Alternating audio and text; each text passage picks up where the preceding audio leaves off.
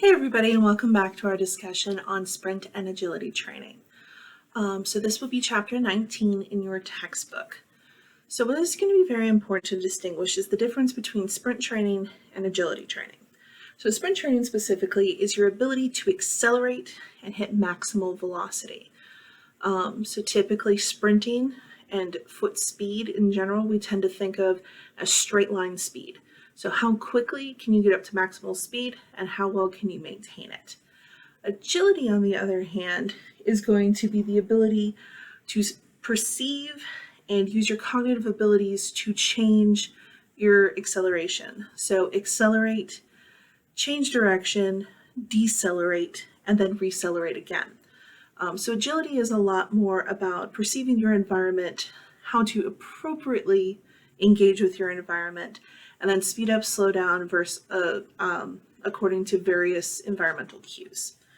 So we train those two things very differently.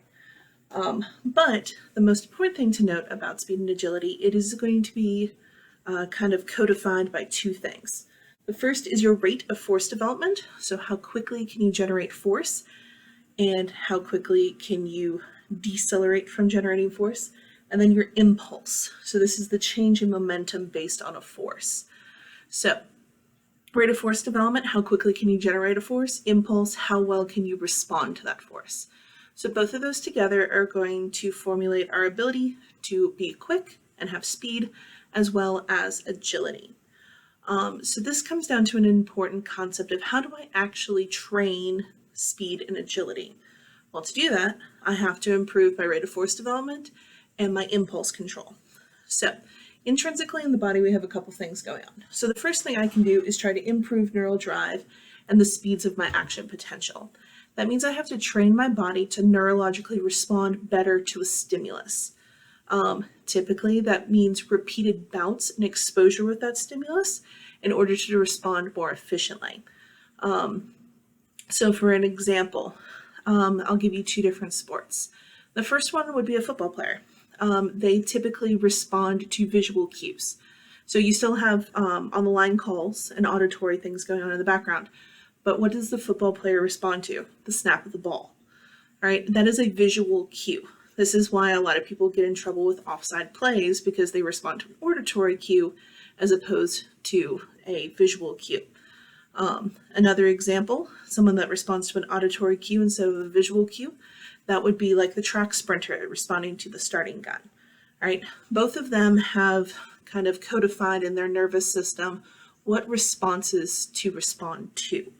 All right, so this would be the first thing, is exposing that nervous system repeatedly to the stimulus that you have to respond to. Basically, this is taking time for your nervous system to adapt. This also is going to be important with maturity.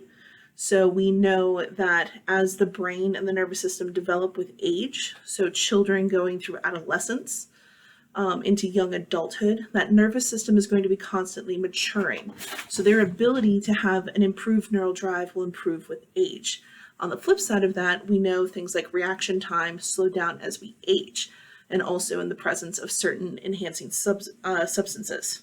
So like, for example, alcohol slows down the nervous system. Although I really hope you're not using alcohol and doing sports. That would be weird. So increasing the neural drive is the first thing to do for rate, force development, and impulse. The second thing is to work on your stretch shortening cycle. In the previous video, we spent a lot of time talking about plyometric training. Plyometric training does all of the work of improving the stretch shortening cycle. That means if you want to be agile and be quick, have good speed, you probably need to spend some time working with your plyometric training. The next thing you can do, especially if we're talking about sprinting and running, you want to build up the musculature of the hips and the knees. So for example, good track sprinters, 100 and 200 meter runners. We always jokingly kind of said in the track world that they had bubble butts. So very large, beefy glutes that were very strong and could drive out of starting blocks. All right. Spending a lot of time developing hip extension, knee extension, and making sure you can place that force appropriately. That is what's going to help improve sprint speed and agility initially.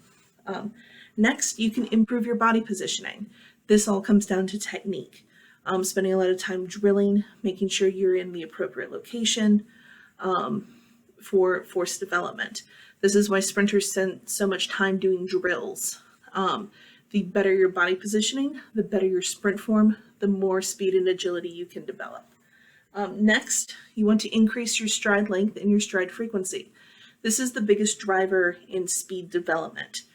Sprinters have a nice, naturally long stride, but also can turn over their feet very, very quickly.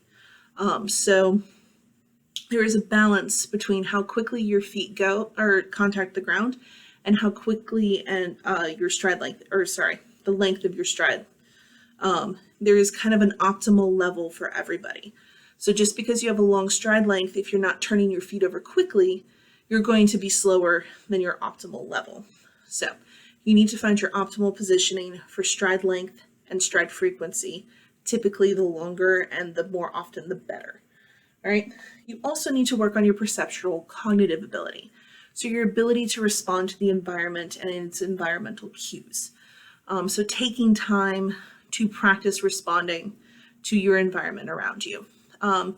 So for example, the football player constantly seeing the plays. Quarterbacks get better at responding to cues the more they play the game. Linemen can read the line a lot more efficiently the longer they play the game. So spending time being able to read the environment and become better at reading your environment around you. And then finally, improve your mobility. If you are having a shunted range of motion, you are going to struggle to perform sprints appropriately. But you also don't want to become hypermobile. So when you become hypermobile, you start to reach outside of your optimal stride frequency and stride length, and this is going to cause injury. So you want to be mobile through a full range of motion, but not hypermobile to cause injury. So that was a quick summary of sprint and agility. I look forward to speaking to you guys about chapter 20. Thanks. Have a good day. Bye.